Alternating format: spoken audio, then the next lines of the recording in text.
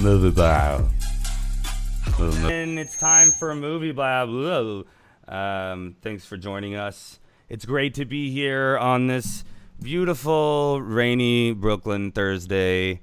My correspondents here are eager to share a lot of interesting ideas, conversations, news articles about movies, and then we'll blab about them. Andy, how are you? It's good to see you. I'm Andy. well. Oh, that's not Andy. Go ahead. I'm well. I am awake. Okay, so am I. So, all right.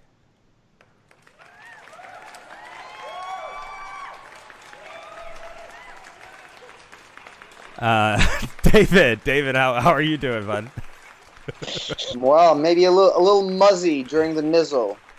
Oh, muzzy in the mizzle? Very common. Yeah. That's okay. Mm. I need to flip myself The rain around. will do that.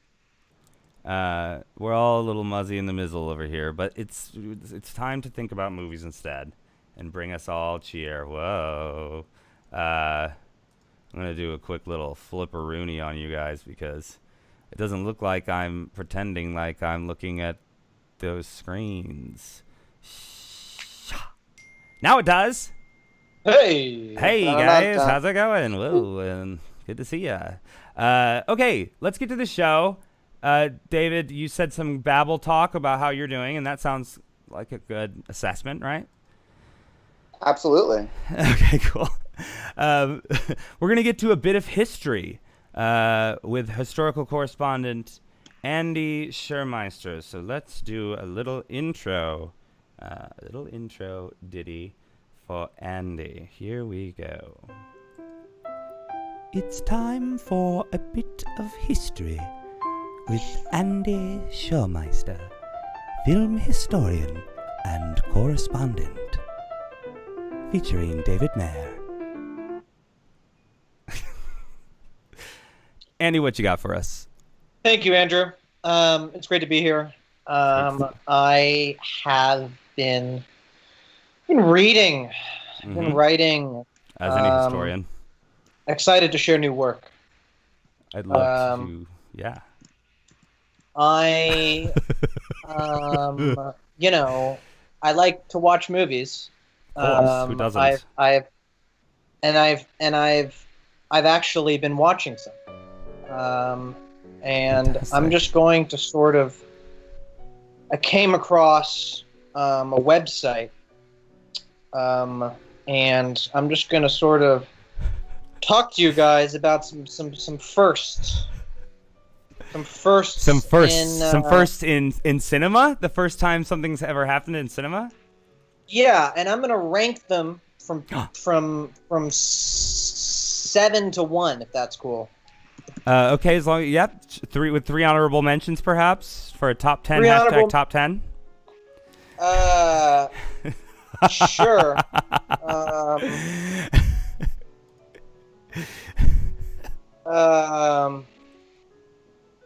Number 10. Goldfinger was the first film to use a GPS device. Wow. Did that exist? What I did it need wonder. it for?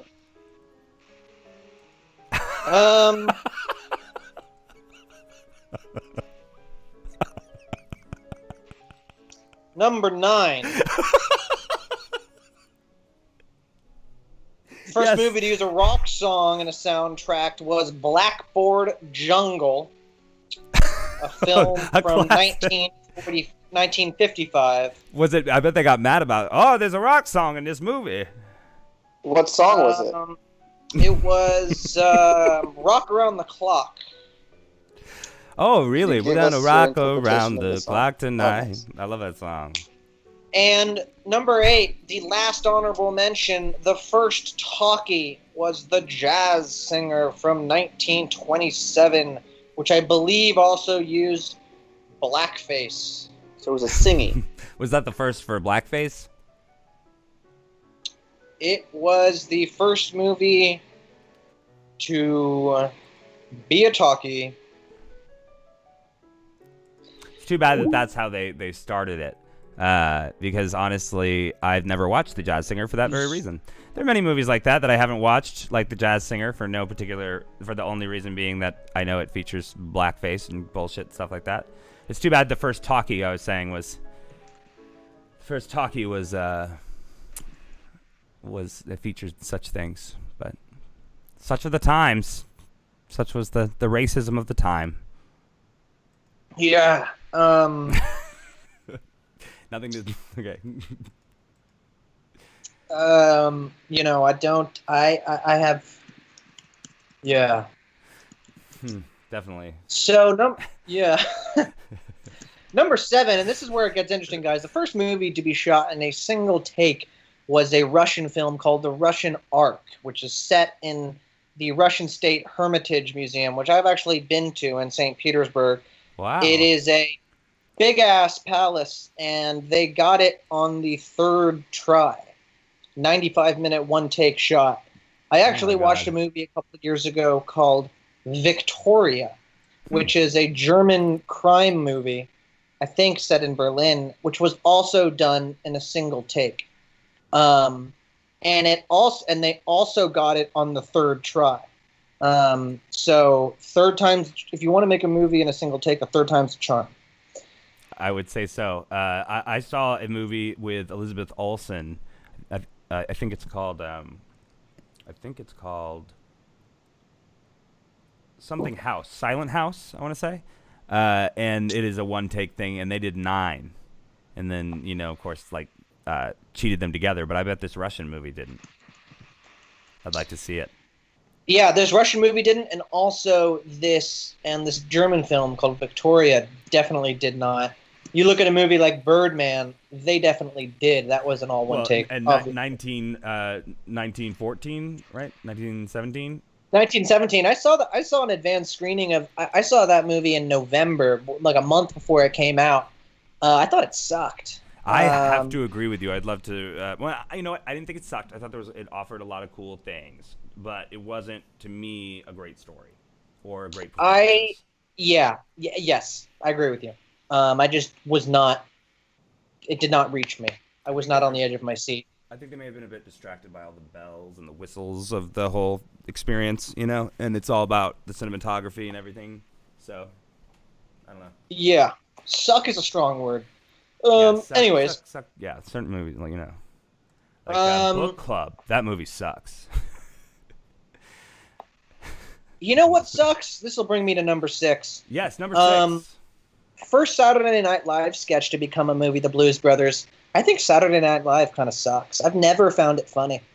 I've never laughed out loud at a Saturday Night Live show. I think, yeah.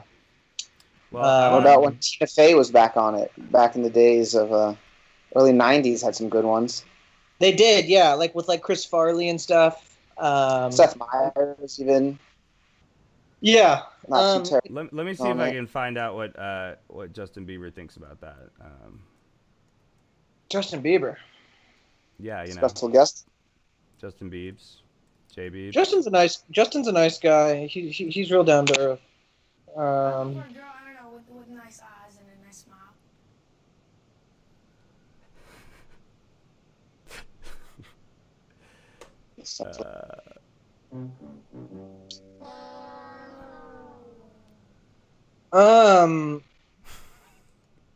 Number 5.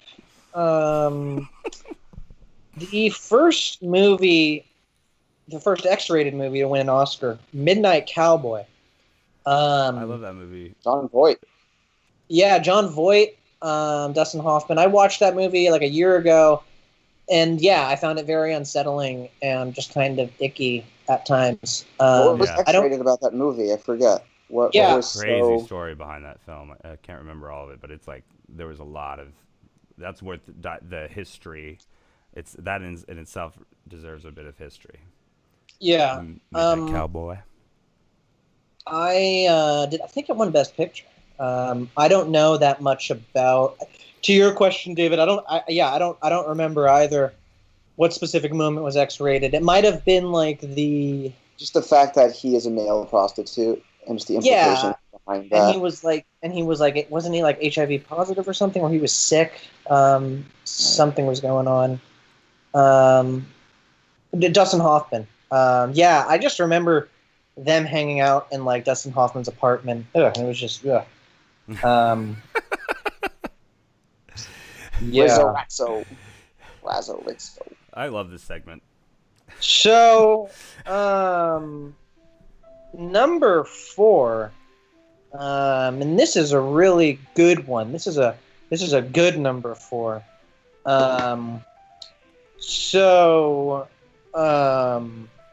Number 4. It's so the first film from a major studio to be shot in 3D was The House of Wax, which came out in 1953. Yeah, it's so crazy, the whole first 3D boom that it was in the 50s. That was always blowing my mind. And you know what? I feel like the technology really, from a audience standpoint, has really not progressed much since then. I mean, they were wearing goggles in 1953, and we're still doing that in 2020. Yeah, the only difference now is with the new glasses, they have their own charge. So you have to like charge them, and then they interact a little differently. Then they apply it. It's like they're a little bit more complex, but it's the same exact thing happening. Yeah. You know, how, the fact that you have to wear glasses, though. Your new 3D glasses aren't white on, blue on one side, red on the other. They're the same on both. Yeah, it's like a different technology. So there is a new version of 3D, but it's the same principles exactly. I mean, and it has the same effects of like making you nauseous and cross-eyed and shit. Yeah, and I feel like there's like every like 8 to 10 years, there's some movie that comes out that like redefines what it means to be 3D. The most recent one was Avatar, and got $1 billion.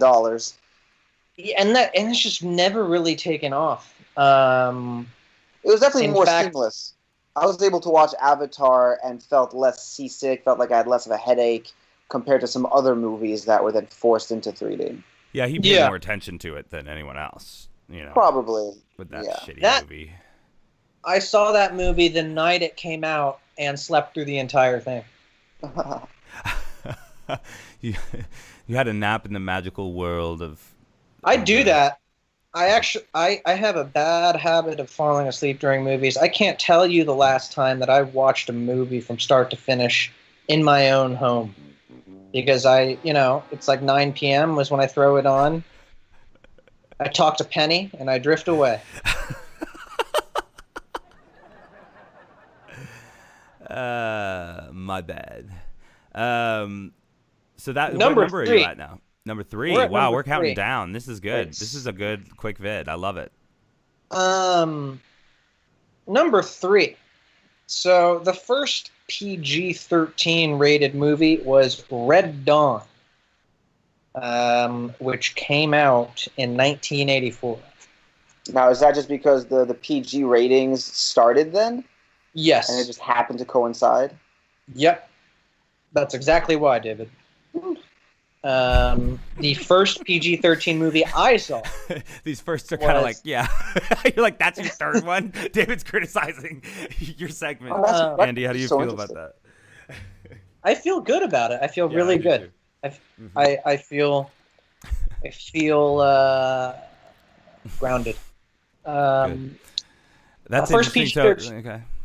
Okay. I was going to say the first PG-13 movie I saw was Godzilla. How about you guys? Oh, that's a good question. Ooh. Nightmare Before Christmas, was that PG? That might have been. That's a good call, too. I feel like I was never not allowed to watch PG. I'm trying to think. I mean, I know my first R movie was Misery. Also a very good movie. That was one of my first, for sure. Great Watched movie, Terminator but 2 at first 10 grade. is early for that one. Yeah, I saw The Shining when I was in second grade, and it fucked me up. But I loved it. Number 2 here, guys. We're number 2. Okay, we are close. Oh wow, this is getting a little intense. I don't know about you guys. We are knocking on the door here. Number 2. The first karate. You know what? No, sorry, my mistake. I'm trying to find. I'm just cross-referencing my. Oh, the first time a toilet is shown being flushed in a movie.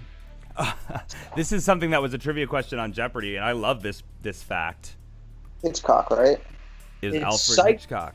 Yeah, it's Psycho. So, Yeah. Do you guys believe that? Is that really the first time that a toilet is being shown being flushed? 1960. How would I not believe that? Yeah, because toilets were considered not. I mean, film wasn't that. I No. mean, yeah, I mean the was too standards of the risque. culture were the standards of the, and they were still embarrassed about using the toilet back then, I guess. and he purposefully Yeah. he wanted to do that to break that norm. He very specifically did it and fought to have it shown. I will hereby challenge the Movie Blab viewers. I suspect that in the 30 to 40 years of film history before Psycho came out, there has to be a toilet shown being flushed on screen, and I challenge our viewers to find it. The first person that comes up and shows me proof will get a $1,000 gift card to Best Buy. I cannot afford to give anyone any gift cards. There's actually $1,000 to Best Buy on behalf of Movie Blab. And last but certainly not least, the big first final movie. one. Wait. We gotta pump this up a little bit. Oh, what's it gonna be? Drum roll. Oh no. Go ahead. The first movie to gross over $100 million at the box office, the first movie to be considered a summer blockbuster, was David Mayer. Titanic. Jaws. Jaws, and well deserving. We love Jaws. Oh, how do you feel, David, about that? Yes. About that? I totally believe Embarrassed? it. We're No. live on the internet. I Are you think- there? I think it was a good guess. I think I took a good stab at it Good, on the good, spot good. there. Good. Not disappointed with my effort. That's a great one. Yeah, you know what's crazy about this? I did not know that Steven Spielberg was 27 years old when he directed this. That's crazy. Do you know how he got started? That this is how we got started, or how did he get started? How he got started? Yeah, how he got into the industry as a young. He was super young, and he would break onto the lot, and he just started pretending like he worked there until he did work there. Yeah. It's a crazy story. I read started like a little really, really autobiography about him as a child. Yeah, he was getting to direct televised episodes here, left, right, front, and center, He and just he snuck really into got a the knack studio, for it. friended everybody, Yep. and showed off his talents, and they just thought he worked there. And then it was like, I guess, time to like redo your contracts. And this was before the internet and shit, so he was able to like pretend like, I don't know the whole story, but I read his whole little biography as a kid. It's super interesting. I had no idea like what a trickster he was and how that was such a big part. It always seems to be a big part of the story in the end for everybody. Manipulation's huge. I mean, he studied psychology as an undergraduate. That was his world. So, Yeah. How the mind works, understanding people. It's all part of it. There you go. I actually went to his mother's cafe in Los Angeles. I think it's called the Milky Way. I don't know if it's what the Really? deal with it is, obviously, but whenever this is over, people should go because she was there. I got to take a picture with her, and she was the sweetest woman. So it's a good Steven selfie with Spielberg's Spielberg's mother? mom. Yeah, I have a selfie with Spielberg's mom. I'll post that as a promo. Well, that was a fantastic top 10, Andy. Wow, another incredible historical deep dive. I know that took you hours of research, so I really appreciate everything. Yeah, thank you. Don't mention it. It sounded like the way you said that. It sounded like you really didn't want me to ever mention this. I can't control the way you perceive what I say. That's great advice for anyone. I hope that's true for everyone. I hope everyone believes that. I'd like to. Yeah, take some time now to tell us what you're thinking. What I'm thinking right now, honestly, my mind is cleared of thoughts except for one, and I've said it before, and I'll say it again. My favorite thing about history is that it happened. Beautiful. Wow. That was extremely moving. Anything that you want to plug? Someday, after mastering the winds, the waves, the tides, the gravity, you and I shall harness for God the energies of love. Wow. And then, incredible timing. Oh, go ahead. for the second time in the history of the world, man will have discovered fire.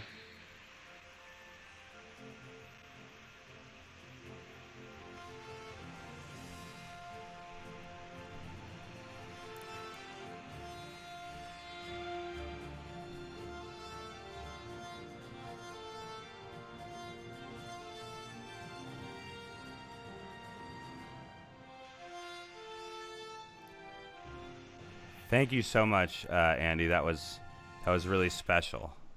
Thanks. I can't wait for you to come back and offer some more historical insight into cinema, like this incredibly dense top 10 list did for everyone here. Right, David? Oh, I loved it. All right, dude. I wish I we'll got to see have you one every day. next time, Andy. I hope you stay well. I know you have to go.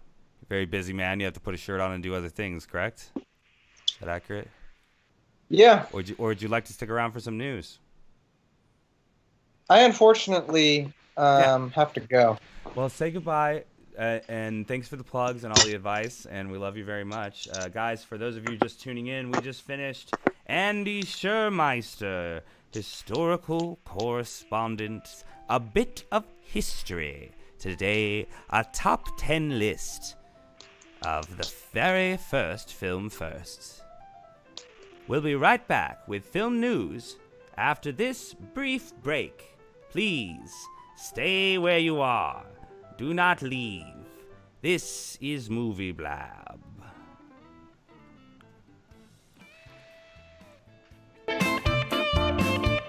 Okay, everybody. Thank you, Andy.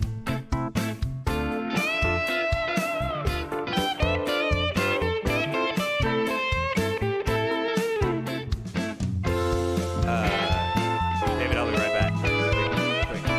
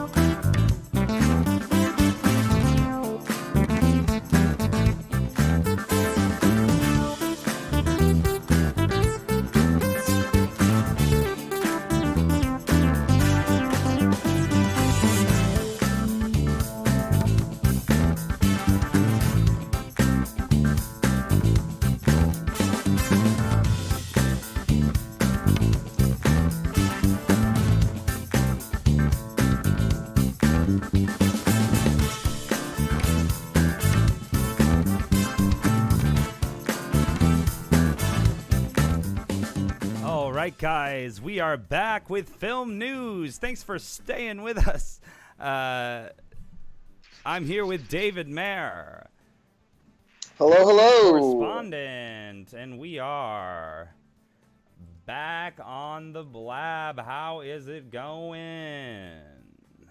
Here between the headlines. Here between Let's the headlines, get it. we were just joined by our good friend Andy Schirmeister, historical correspondent, and he gave us an amazing top 10 breakdown of the very first in film.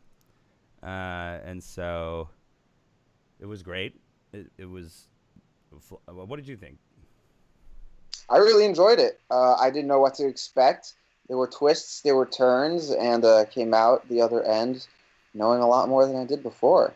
Looking forward to the next one. I couldn't agree more. What do you say we get to news? There are a lot of stories, David. David, of course, is a producer and an expert on the industry, an expert on the current events, would you say?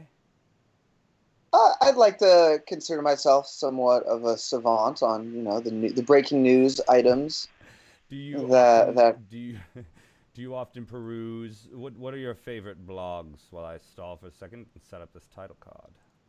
That is. Well, I do do you enjoy like to get to that film news? Slash film generally is a very solid. For you.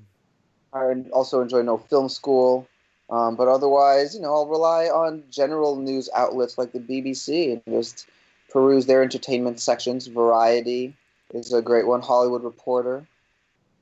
All of these sources, very, very solid. Not fake news. Not fake Generally. news. Fake news. Speaking of fake news, let's get to this news intro because it is very much time for very much. I'm the worst. Why would anyone want to watch this show, David? I don't know. It's really just a piece of my imagination. News. Small hands. Believe me. Liar. You are fake news.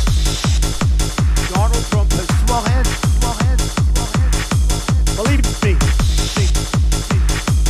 Liar. Puppet as president. You are fake news. Small hands. Believe me. Liar. You are fake news. All right. Donald Trump has small hands. Small hands. Fuck Donald Trump. Let's get to the news, gang. Our top story today. Let me make it so you can see it. Our top story Oscars today. change streaming rules amid battle for future of cinemas. Ooh, is that one that do you have a few? That's a good one. Ooh, that is a good one. Well, that's the most recent one, I think, and it will That make for a just happened? perfect That's breaking segue news? to the next one. That is the breaking news Oh of the past couple of days. It just happened yesterday. Oscars changed their rules for 2021. So what did they say, Andrew? Well, they said that because this year is so historically different from all preceding Oscar ceremonies, that this year only they will be lifting the restrictions that movies will not have to play in an LA theater for 1 week in order to be nominated. They can not have any theatrical release whatsoever. So any movie released on VOD or streaming is eligible to receive an Oscar nomination next year. Breaking news. That's going to change everything. That's going to hurt studios in a huge way. Studios are taking a beating in this update. I mean, They that's a absolutely great. are. That's yeah. Go ahead. People are trying to figure out, what does this mean for the Oscars next year? And just as you mentioned, it's going to most likely mean that there are going to be fewer huge studio movies in the runnings, and it's going to allow for some independent films to get in the game a little bit more. But this isn't just because these studios don't want to participate. It's because they're pushing a lot of their movies back so far that they just won't be coming out for another year or two. So they're not going to be in the running for another year or two. So it's going to mean there's a huge gap for this coming 2021 Oscar season. it is bleak out there. Yeah, but that is, I think, good news, right? I mean, It's great for the independent man. They've got a year, you know. it's great for Movie Blab. It's a very interesting. It's very interesting. How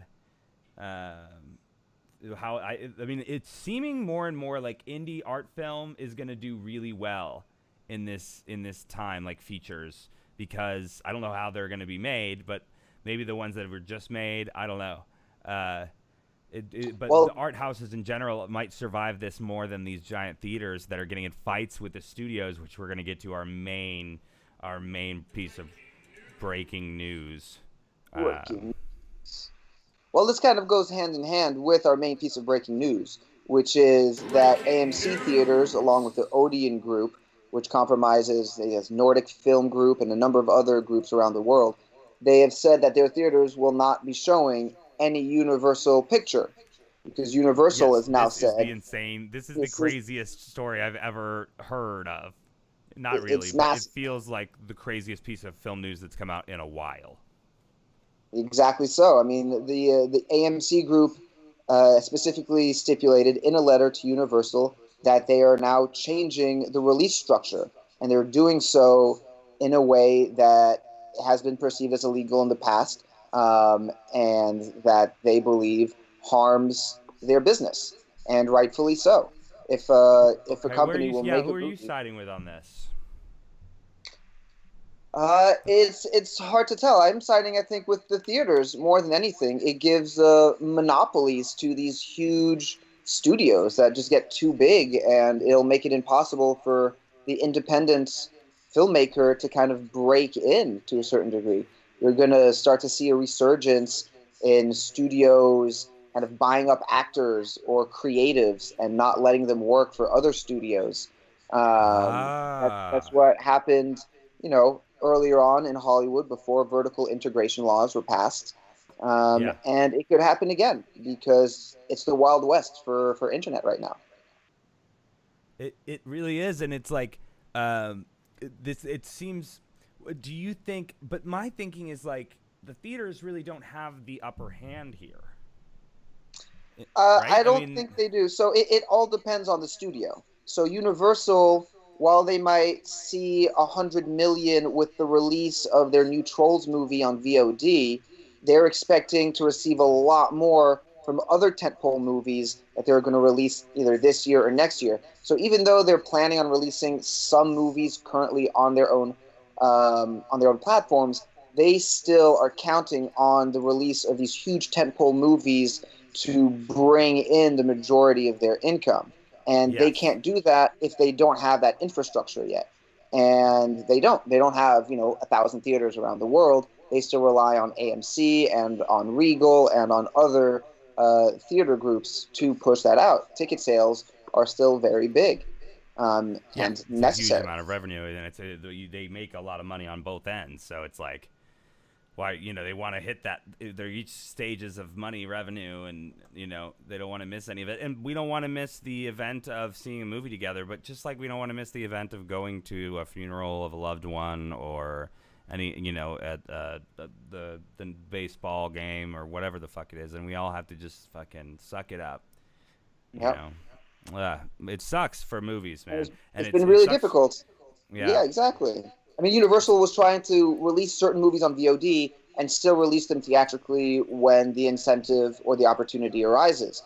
But it's looking like in certain states that are now reopening or that are going to open in the next couple of weeks, a lot of theater chains, AMC has still said they will not reopen until the CDC gives the go-ahead, but they are most likely going to institute 6 feet of separation between each customer. So they're not going to be able to fill theaters at more than 50% capacity. And so even for these big tent poles that are going to come out, they're not going to see as much revenue as they would otherwise. And so it's still up in the air whether Tenet is going to have a July release, Christopher Nolan's next big piece. They're still considering pushing it. Same with Spielberg's next picture. Yeah, these are huge event movies, and those are the ones that would make the most money in theaters anyway.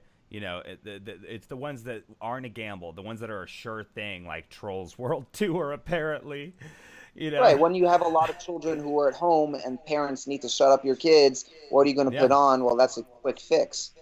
But something that's more action-packed, something that's more of a spectacle, that's epic, that you want to see on that big screen and with a big crowd, it's not going to have as much of an impact when it's released just on your TV. I mean, I personally think that's why The Irishman wasn't as encompassing for Scorsese as some of his previous pictures, because it was meant for television and not the big screen, and he's very aware of that.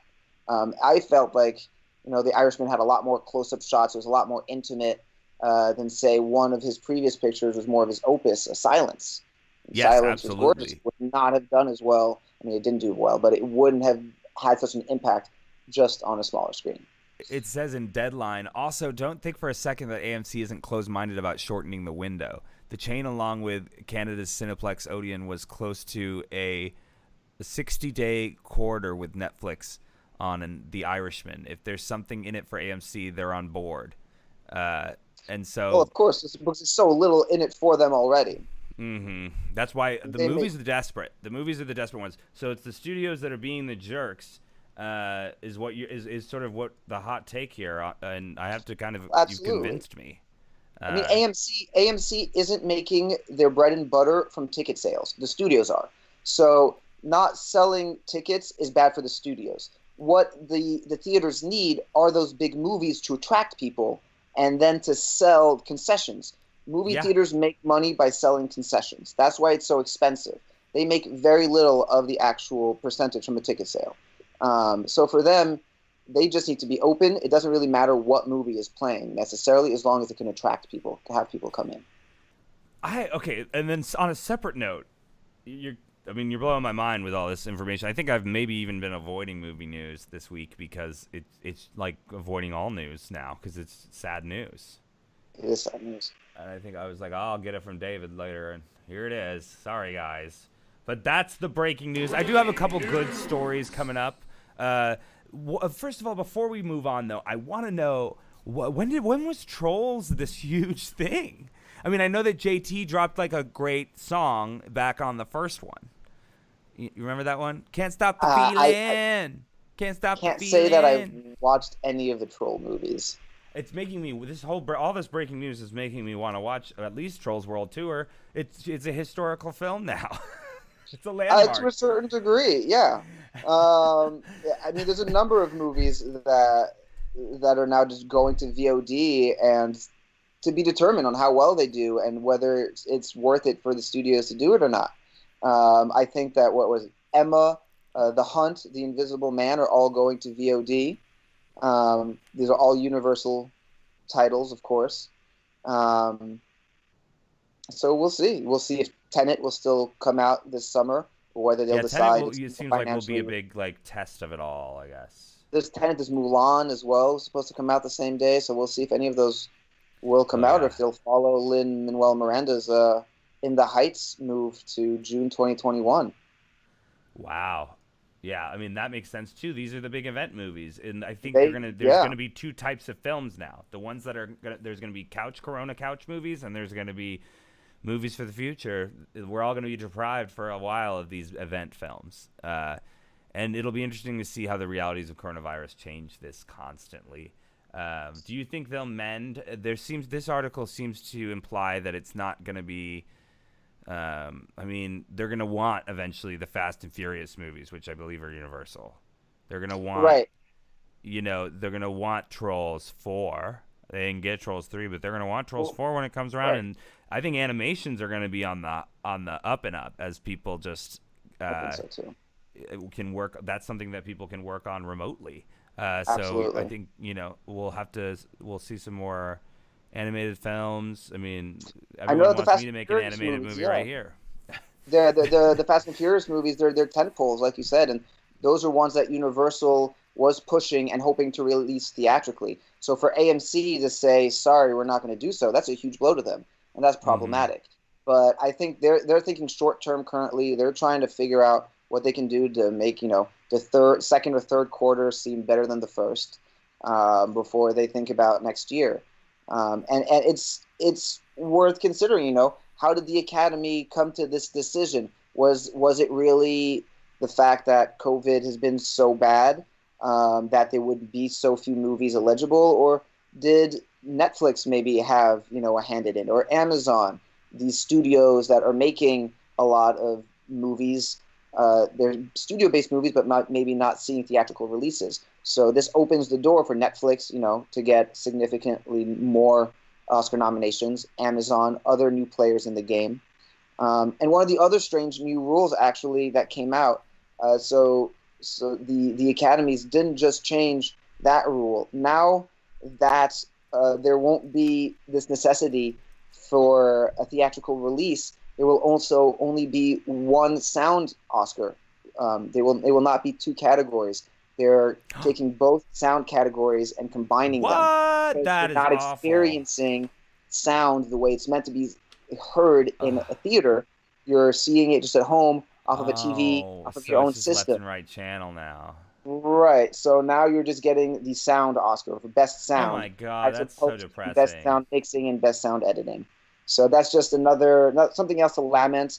For many years, stunt coordinators and casting directors have tried to lobby to get different Oscars for those categories because they don't have any nominations. They don't receive Oscars either, casting directors or stunt coordinators. So hopefully, if not this coming year, then next year we'll see something happen. But yet again, hard not seeing the recognition that they deserve. Shame. I have some good news. Should we do Please. some good news? Oh, I love Trolls. Who knew? I don't think I want to watch Trolls World Tour because this is all just bumming me out, man. It'd be funny if people on the real news were like, "Yeah, man, what a bummer, man." I mean, they basically say that in so many words, but they just talked about it's like, isn't this a drag? Anyway, you're just shaking your head at me. Breaking news. Adam Driver to star in Jeff Nichols' next film, Yankee Commandant. Adam Driver. Mud director Jeff Nichols, yes, is writing and helming the pick a reunion of the pair from Midnight Special, which I'd love to see but haven't. While production dates are up in the air due to COVID, sources say shooting is expected to begin in 2021. So, I mean, I think everyone's shooting going to have is a real 2020. busy year in 2021 if it gets fixed. Yeah, if you can survive it until then. I mean, it was a really slow winter into what was going to be a very busy pilot season that just fell flat, unfortunately. So, survive another couple of seasons. We can do it. As the world pauses, we pause to reflect on the news of today. Yes. While we remain stagnant, the headlines continue beaming. But we're here. Through all the treachery, no matter what, we're here to report to you the latest stories, including Adam Driver being in this movie that's not even made yet. Okay, let's move on. Shelley Taylor succeeds Tim League as CEO of Alamo Drafthouse Cinema. This is some breaking news from today, I believe. Breaking news. Have you heard about this? I haven't actually. This is interesting. Tell me more. I would love to know this. It's so breaking that it's coming at you, in real time. So this chick, Shelley Taylor, she's now taking over for Tim League, who is still going to be involved, but he's going to be kind of just focusing more on Fantastic Fest and some of these other things, and she's going to be focused on opening theaters and shit. Because basically Tim League's like, oh, this is going to suck. Like, I'm out. Who would want to be in charge of Alamo Drafthouse right now when there's, I believe, 32 locations closed right now? Ooh, that's not easy. I mean, they're a small, more independent chain, right? Yeah, that's between food and they don't have a lot of seats in their theaters as is. So exactly, I and no one wants to eat at a theater, probably. And so what's her experience? What's she bringing to the table?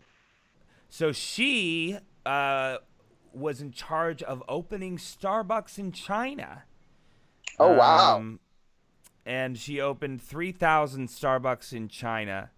I should mention Tim League is also going to work on Mondo, the sister company that does those dope posters, and Fantastic Fest, as well as develop new initiatives for Alamo. So he's going to still be guiding and, Part of that and family. creating, you know. He said, Alamo Drafthouse is the only leadership role I've ever known. Damn it. I am in awe of the depth and breadth of Shelley's leadership and brand growth experience. I'm excited to partner with her to rise from the current challenges that our industry faces and continue to drive towards our company vision to be the best damn cinema that has ever or will ever exist. So yes, she opened a Starbucks and a movie theater. I can see that qualification, you know. Well, especially now that 3,000 theaters are kind of Chinese becoming partial bars or cafes themselves. You know, I should they say all she have was these also- like lounge areas now. Exactly. And I should say she was also president, this is interesting, of United Planet Fitness Partners, where she oversaw 170 facilities across the country. Prior to that, she spent nearly 2 decades at Starbucks. Work so out she's while you looking for watch the something movie. more fun. Catch a coffee on the way out. Her job is way more fun now, Shelley Taylor. But maybe not. She's got a challenge. People will still go to Starbucks. It's an essential business. I don't know. Maybe she's Oh, stuck with Starbucks. No, they probably.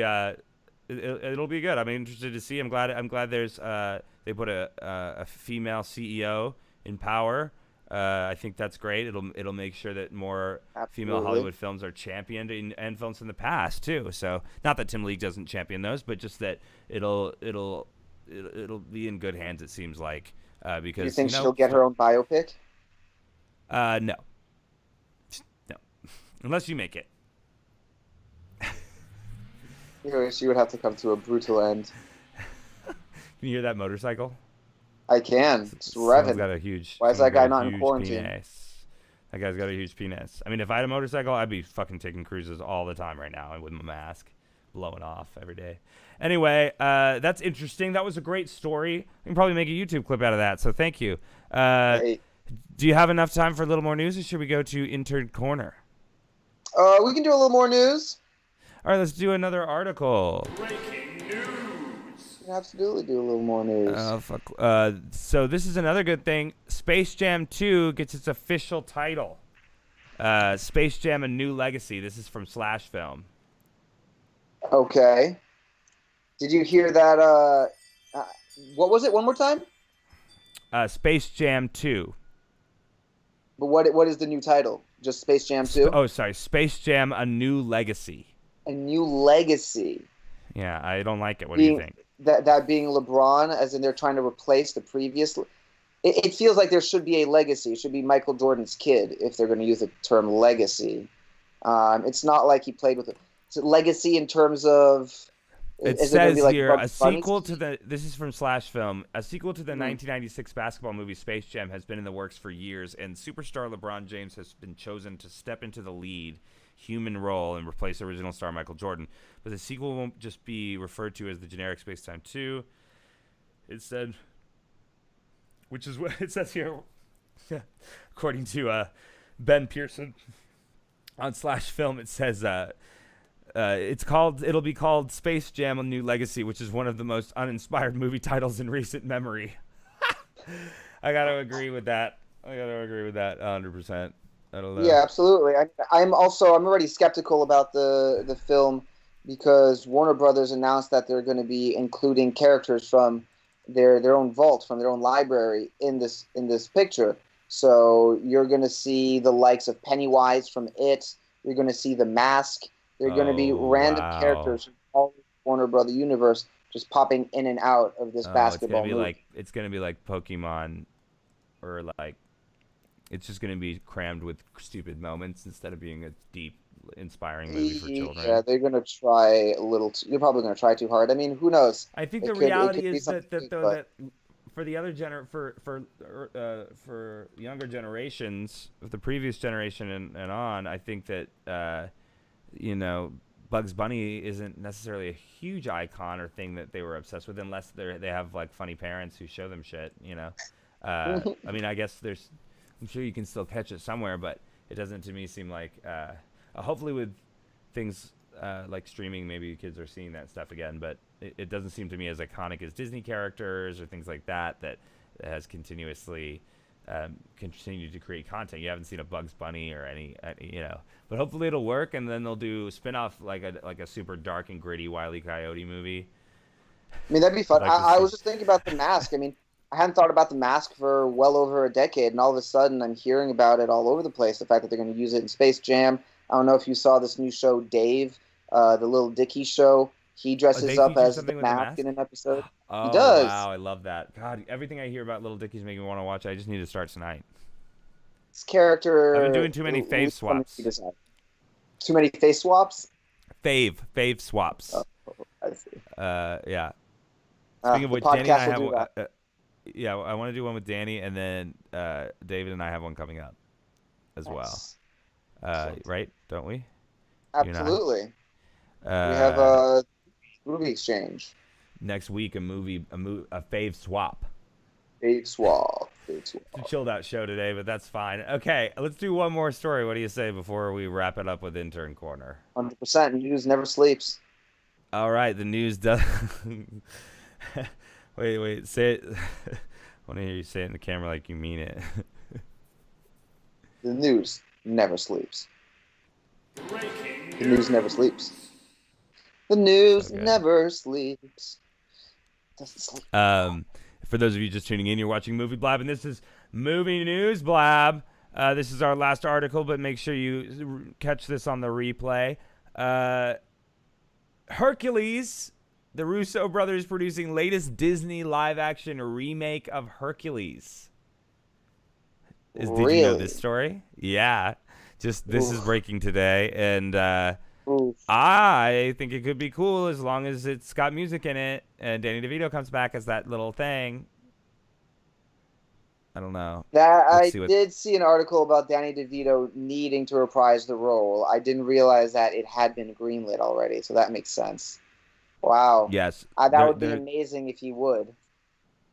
Yes, their endless there's no one Disney's like him. obsession with turning these wonderful films into really mild, bland, low key, over CG'd, completely CG'd, live action versions. And I watched Lion King though, and I enjoyed it. It might have been the headspace I was in, but I thought it was pretty cool. I didn't finish it though, so I guess that those are contradictory elements. Just a But little when bit. I did see, I enjoyed. Because I'm just trying to use my Disney Plus more. I'm not using it enough, but my brother uses it. So I was actually really interested in watching the live action of Aladdin because I found out the other day that Guy Ritchie directed it, which I did not realize. I mean, I think I was really stopping myself from watching it because, the Will Smith playing the genie was seemed a little weird, but I haven't given it a go, and I think I might have too. to. He looked strange visually. I found Yeah, him but to Guy look very Ritchie, I love Guy strange. Ritchie pictures. I mean, he makes some wild movies, so it could be interesting. It could be fun. Well, I like the Rousseau brothers, so I feel the same way about this live action remake. No. I mean, it seems like they're really bringing on a lot of talented creatives for all of their live action movies. So it's hard to hate on it, other than the fact that it's Disney trying to make money, just doing what they do best. Evil Disney owns all movies except Netflix, which is richer than Disney as of like 2 weeks ago. Really? Yeah, that was some news. I think I cheated on you and did with someone else. I can't remember. This is Oh well, I you feel like were- Netflix. this is before you were our official correspondent. You know. Oh, this absolutely. You can have as many music correspondents as you need, baby. Mm. All right, I think that's a perfect way. That's a segue. Anything you could give me a little stall for me for a second and tell me the about the. Yeah, absolutely. Well, I think that there's no feature better film. way to leave this news segment than by paying our respects to Irfan Khan, who is a huge Hollywood actor, Okay. Indian. He died very recently, just the past couple of days. Complications, a very rare disease. Thoughts and prayers, of course. Definitely Yeah. check out some of his movies. He was in both Indian and Hindi films, but also a number of big Hollywood pictures. So our respects to his community, to his loved ones, to his Yes. fans. Absolutely. Most recently, I believe he was in Life of Pi, as well as Slumdog Millionaire, classic pictures. Wow. So That- definitely, I feel that- like we can't go through the segment without bringing that up. Of course, yes. Well, it's been grim. It's been a bit of grim news, but it's been enlightening. I mean, this is our reality, guys. It's happening in front of you every day, you know. Knowledge is power. What can I say? Power to us. Yeah. Let's see if I can get this intern corner going. Absolutely. We will be back in just a second, guys. And then we will have a quick intern corner and we will say our goodbye. All right, guys, it's time for Intern Corner with Alex Kahn. We don't know what he's going to say, but he's going to say it loud and proud. Turn your phone, Alex. Turn your phone. Thank you very much. Okay, and here he is, Alex Kahn.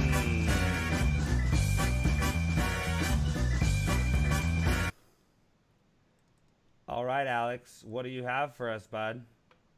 So I was just like hearing some of your podcasts before, and I was just hearing about how your first R-rated movie was Misery. And I was thinking about my first R-rated movie, and this isn't my first R-rated movie, but this is the first R-rated movie that really had an impact on me in theaters.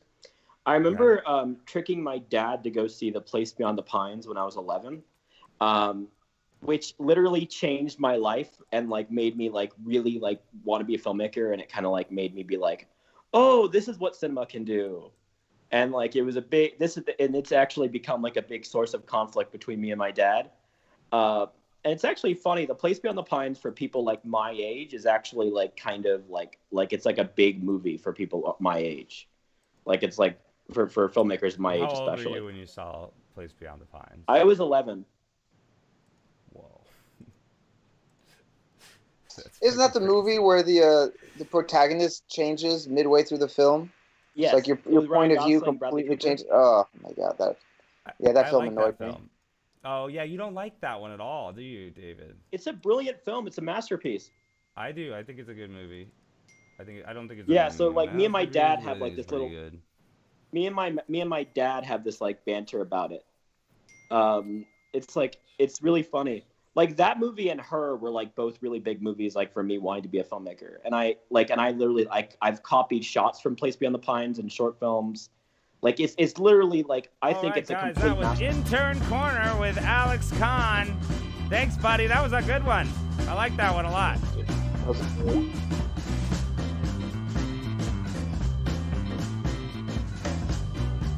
That's right, guys. Intern Corner. That was a good one. I want to thank all of you who joined us.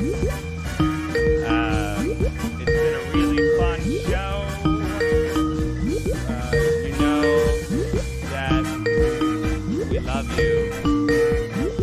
And we know that we care. I'm trying to get David back to say goodbye to you, but I'm having trouble here.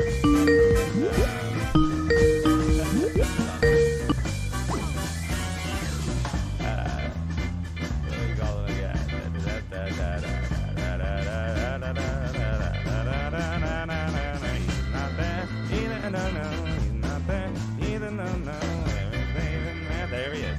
Hey, we're back, guys. What an amazing Intern Corner. What did you think? Oh, I loved it. Although I wasn't a fan of the movie he was talking about, but I It's appreciate interesting to know that its influence. it had an impact on him, and it's good that he's able to realize that. So yeah, it was a good corner. It was a good corner. Looking forward to the next one. Solid corner. I had to cut it short because I gotta go. I'm gonna go watch the Parks and Rec reunion. Oh, lovely. Enjoy it. Yeah. Do you like Parks and Rec? Yeah, I do not. Unfortunately, I'm not a fan of the cinema verite style comedy shows like bummer. Parks and Rec or The Office. Unfortunately, no, it's not my style. I didn't know this about you. I wouldn't have asked this question at all. Okay. I'm just messing with you, bud. I don't find Amy Poehler to be too funny. What'd you say? I don't find Amy Poehler to be particularly funny. Oh, gosh. All right. Well, let's wrap this show up before you just turn everyone off.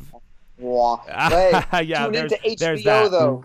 HBO this Friday. New show, Betty, coming out. I worked on it. I was very proud to have had the opportunity to be part of that. Oh, there's a plug.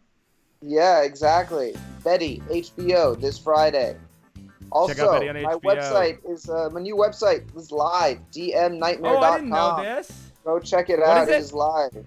DMNightmare.com. DMNightmare.com, guys. Make sure you check it out. You can see all of fucking David's amazing work. He's done a lot of cool shit. That's why he's my friend, but also he's a great guy. And we love you, viewers and listeners, and you love us. So Especially come back Patreon, and join us again patrons. tomorrow. We're going to be playing Friday Night Movie Jeopardy.